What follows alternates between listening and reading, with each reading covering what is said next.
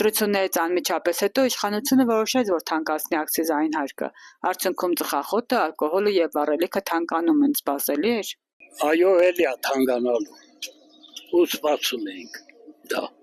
Որովհետև ծախս էր արին, խաբեցին եւ այլը, հետո անցան բնական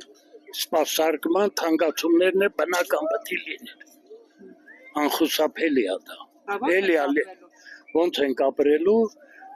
կեսը գնացել է Հայաստանի, կեսն է պետք է գնա։ Այս ժողովուրդը ձեզ ինչ արի, հարգելի իշխանություն։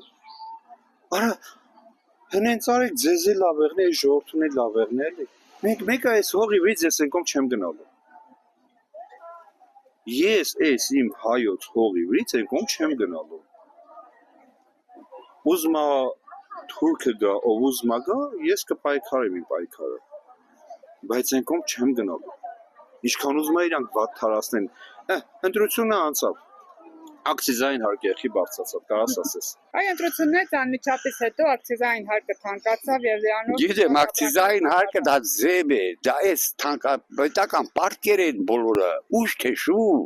ժողովրդի մարմնից պետք է հանի ինքը այդքան հարկեր հասկացան, կամ սիգարետները որքան թանկացնում է հիմարավարի, շիբուխը խիար թանկացնում, չէ որ մարդիկ ծխում են դարդից, գոնե մի տեսակ, երկու տեսակ, այժմ սիգարետ պտիրնի, որ մարդը պետք է ծխի, դու ուզում ես 2000 դրամ շինի միտուփը,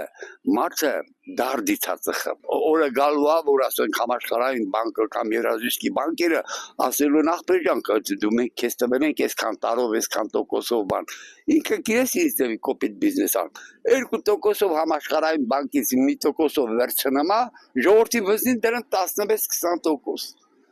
Դա օդից փող աշխատում, այդ միլիոնները, բաց այդ իրանց թափված ծախսերը,